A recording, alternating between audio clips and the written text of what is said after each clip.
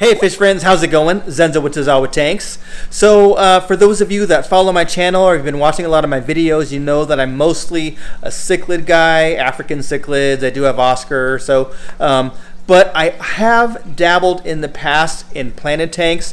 Many years ago I had some planted tanks which were kind of low tech, kind of DIY CO2 back in the day, and then most recently I've had like kind of small, like down in the fish room, I've got a couple tanks with plants in them. I wouldn't really say they're planted, but well, I guess one of them is kind of a planted tank.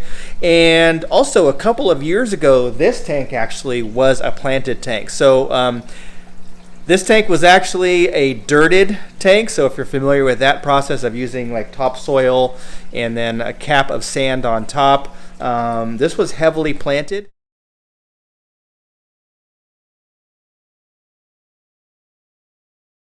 And I had angelfish in here. I had a big school of rummy nose, a big school of cardinal tetras.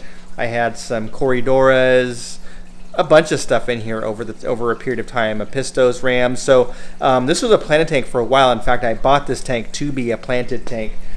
But then I changed my mind and I turned it into an African cichlid tank, as you know, and now I'm going back to planted. So I do want to do kind of a lush, carpeted planted tank with CO2 and highlighting and things like that. So I'm going to talk a little bit about this tank and what I'm going to do and what is to come. So here is the tank kind of in its early stages. This is really not how it's going to be scaped, and I just kept the water running in here so that I could keep the cycle going on my filtration, and I threw some driftwood in here that I had from another tank. And I put a base layer of fluval stratum. So thank you to Joel, also known as Corvus Oskin. I shot him a text message since he's really into plants and got his advice on substrate. He recommended fluval stratum would probably work for me. So I decided I'm going to do a base of fluval stratum, and then on top I'm going to do a cap of Eco Complete. So probably more than I need, but I do like the look of Eco Complete because it's a little bit kind of a smaller piece of gravel, so to speak. And it obviously won't hurt in having, you know, double the types of aqua soil in here. And then as far as plants, I'm going to carpet this entire the entire base of the aquarium essentially in S. repens. So I've got 4 little pots there, so when I do get the Eco Complete, I'll have to take the plants out and move the substrate around and you know, situate it the way I want it. I'm going to put some larger rocks down as well to kind of outline some areas, and then this whole front area of the aquarium, so essentially the first half of it, so from here across and then all the way down, is going to be carpeted. I think I might do like kind of a little path towards the back, so it might kind of go back in a V. And then I'm going to plant some swords on this side. I think this piece of wood's going to go over there. And then I do have my Pontigeton that's going to be over there as well. It's not, I just kind of set it there. That came up from downstairs. That was down in the fish room. I've got a banana plant over there. I've got some crypt Wendedii, I forgot, I don't know exactly how to pronounce it, Wendedis. So I've got a couple of those that I'll plant on this side. And then over here I have some more swords, which will be kind of on this part of the tank. Again, that wood won't be there. And then I did get a large Java Fern, and I think I'm going to attach it to the wood. And right now it's just sitting in the pot that it came in, but I'm going to attach it to the wood, and it's going to be kind of growing up. So all these plants came from aquariumcoop.com, so shout out to them. They came super quick. I think I ordered and received them within 2 days or so, 2 days, maybe 3 at the most, but super quick. They came, you know, very healthy. They were packed very well, and they were moist, and, you know, I might have a little bit of melting, which is common. I have been dosing with Easy Green from Aquarium Co-op, so I have been dosing this tank. Even though I'm not planting the tanks yet, I still want the plants to kind of take hold. And then I do have some good lighting on here. I've got my Fluval plant light that I got from aquariumcoop.com as well. And then I have another LED as well set on a similar setting as the Fluval plant light. So the Fluval light I can put on a 24-hour cycle. So I've been kind of playing around with the different times of day and things like that. And then the other LED, I have it on a timer. So I'll be playing with that. Really what's going to be kind of interesting is this down here, this glass bottle. You might want to know, why do I have an upside down flower vase in my aquarium? I just set it there just because I'm testing buoyancy and trying to figure out, how that might work long term.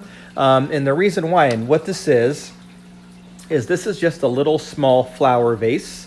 This is kind of like what you would get if you were, giving your daughter or girlfriend or something a rose or single rose or a couple flowers. This is kind of a very small vase, probably not a large diameter hole there. And what I'm going to do is this is going to be high tech, so highlighting and CO2. But I learned something that probably a lot of you might know, but me not being a planted guy, I didn't know a lot about it. And that's injecting CO2 by using a bottle. So if you happen to catch the Aquarium Co-op video when we visited Ocean Aquarium in San Francisco, you'll see how the owner of the store was filling up like Gatorade bottles and water bottles that were just upside down in the aquarium. You fill it with CO2, and then the CO2 slowly leaches out of that bottle over a period of 2 to 3 days. And then you're injecting CO2 into your water column without needing a diffuser. And you can use the same CO2 canister to do multiple tanks around your fish room or your house or whatever. So because of that, I'm going to start playing with CO2 down in the fish room on a couple of tanks with plants down there. Even though they're not high light, they're medium light, but I can still put some CO2 in there maybe. So what I'm going to do is I'm going to do the bottle method. Part of me is thinking about doing the bottle method in the sump. So this is a glass bottle, so it's not going to float the same as the plastic bottles. So I might be able to fashion some kind of grate or something with some egg crate in the sump and then have it just suspended in there. But I also am kind of thinking about possibly mounting it somewhere along the back wall or underneath the overflow box for the wet-dry filter, the sump. And I picked this little glass vase because it's a little bit prettier than just a plastic bottle, and I thought it might kind of look neat in there. So I'm not sure if I'm going to use this. I just started playing around with it. That's not CO2 right now. That's just air.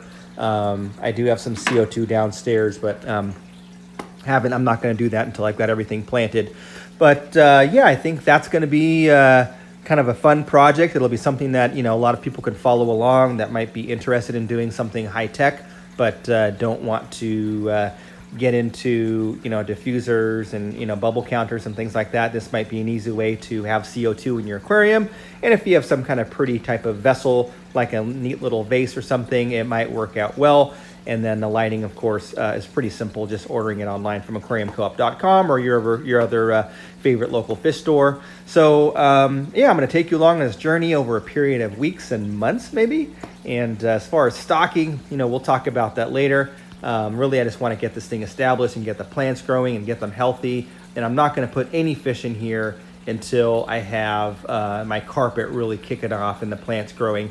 Although I say I won't put any fish in there, and I always change my mind. Who knows? I might end up putting a couple autosynclus or something in there just to kind of, maybe if I have any algae or something like that. But overall, this is going to be focused on just growing plants first and going from there. So anyway, that was it. Just a short little video talking about what's to come. Hopefully you enjoy it, and definitely if you're interested in seeing the progression of this tank, I know I am, then definitely hit that subscribe button, hit that notification bell. That way you'll know when I have new videos coming up on this tank and other tanks as well. Thanks for watching. We'll catch you on the next one.